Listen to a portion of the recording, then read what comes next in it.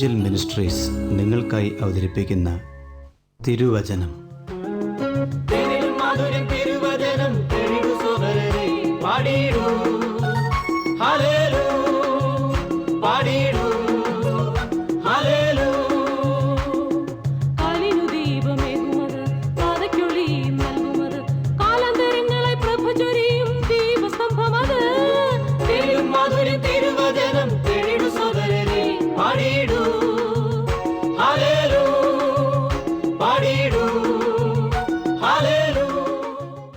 ഇന്ന് നമ്മോട് ദൈവവചനത്തിൽ നിന്ന് സംസാരിക്കുന്നത് Suviseshakan James M Thomas Nedumbassery.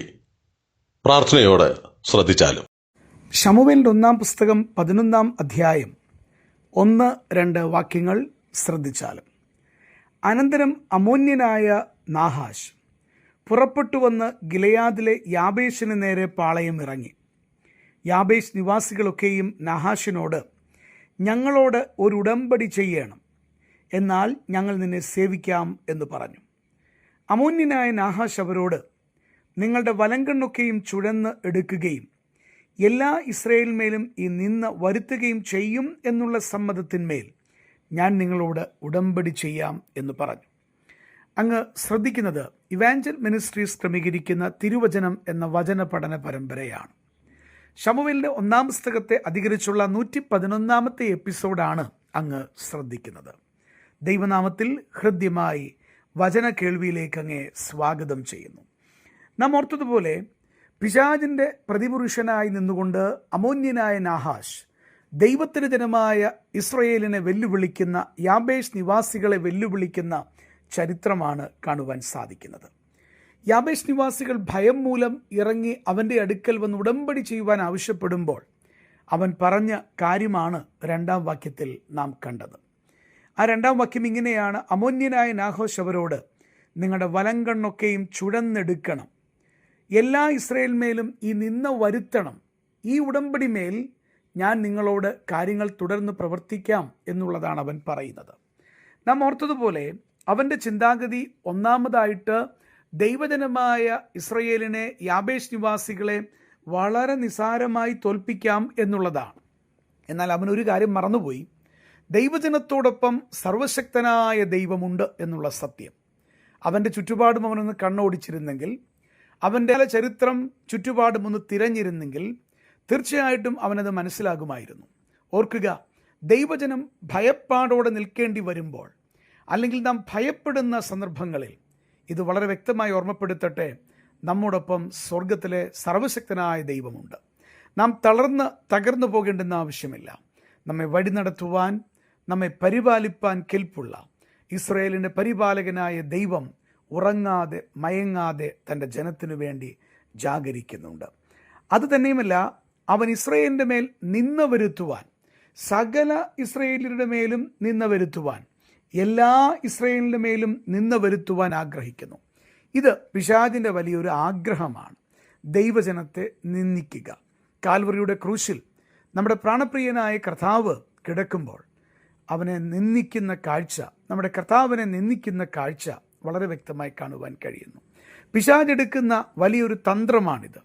എന്നാൽ ഒരു കാര്യം ഓർമ്മപ്പെടുത്തട്ടെ: കാൽവറിയിൽ പിശാചിൻ്റെ തലയെ തകർത്ത് ഉയർത്തെഴുന്നേറ്റ കർത്താവ് നമ്മുടെ മുൻപിലുണ്ടെങ്കിൽ ഏത് നിന്ദകളെയും ജയിപ്പാൻ നമുക്ക് സാധിക്കും. പ്രിയപ്പെട്ടവരെ, തന്നെയുമല്ല, ഈ നാഹാശ് ചിന്തിച്ച, അല്ലെങ്കിൽ അവൻ പറഞ്ഞ ആലോചനയിൽ വലിയൊരു അപകടം മറഞ്ഞു കിടപ്പുണ്ട്. എന്താണത് അവൻ പറഞ്ഞ ആലോചന? അവൻ പറഞ്ഞത്, നിങ്ങളുടെ വലങ്കണ്ണൊക്കെയും ചുഴന്നെടുക്കും. ഈ വലങ്കണ്ണ് ചുഴന്നെടുത്താൽ എന്താണ് കുഴപ്പം? വാസ്തവത്തിൽ ഇത് പിശാചിൻ്റെ വലിയൊരു തന്ത്രമായി മനസ്സിലാക്കണമെങ്കിൽ ഇനി ഞാൻ പറയുന്ന വിഷയം ഒന്ന് ശ്രദ്ധിച്ച് കേൾക്കണം. അത് മറ്റൊന്നല്ല, വലങ്കൊണ്ണ് ചുഴന്നെടുത്താൽ പിന്നീട് കാഴ്ചയ്ക്ക് ഭാഗികമായിട്ടുള്ള മങ്ങലേൽക്കും. കാഴ്ച ഭാഗികമായി തീരും. തുടർന്നുള്ള യുദ്ധങ്ങളിൽ വേണ്ടതുപോലെ നിൽപ്പാൻ കഴിയാതെ വണ്ണം, ദീർഘമായി ദൂരേക്ക് കാണുവാൻ കഴിയാതെ വണ്ണം, സാധാരണ കാഴ്ചയിൽ നിന്ന് നഷ്ടമുള്ളവരായി തീർന്ന് പിൽക്കാല യുദ്ധങ്ങളിൽ ഇസ്രായേൽ പരാജയപ്പെടുവാൻ അതൊരു കാരണമായി തീരും.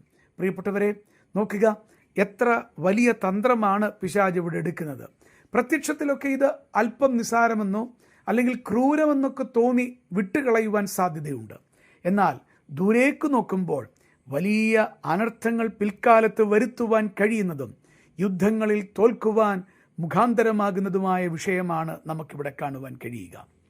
പ്രിയപ്പെട്ടവരെ, നമ്മുടെ ആത്മകണ്ണിൻ്റെ കാഴ്ചയ്ക്ക് മങ്ങലേൽപ്പിക്കത്തക്ക തരത്തിൽ പിശാച് കൊണ്ടുവരുന്ന പാപത്തിൻ്റെ കെണികളിൽ നാം കുടുങ്ങിയാൽ ഒരു കാര്യം ഓർമ്മപ്പെടുത്തട്ടെ, ആത്മീക യുദ്ധങ്ങളിൽ മുന്നോട്ട് കാണാനുള്ള വിവേകം, അതിൻ്റെ ആത്മീക ശക്തി നമുക്ക് നഷ്ടപ്പെടും. ആത്മകണ്ണിൻ്റെ കാഴ്ചയ്ക്ക് മങ്ങലേറ്റാൽ പിന്നീട് പരാജയം സംഭവിക്കുക തന്നെ ചെയ്യും. അതുകൊണ്ട് വളരെ വ്യക്തമായി ഓർമ്മപ്പെടുത്തട്ടെ, പിശാച് വെച്ചിട്ടുള്ള ഈ കെണിയിൽ വീഴാതിരിപ്പാൻ, നമ്മുടെ ആത്മാവിൻ്റെ കണ്ണുകൾക്ക് യാതൊരു മങ്ങലും ഏൽക്കാതിരിപ്പാൻ, ദൈവവചനത്താലുള്ള ശുദ്ധീകരണം പ്രാപിപ്പാൻ നമുക്കെപ്പോഴും സാധിക്കണം.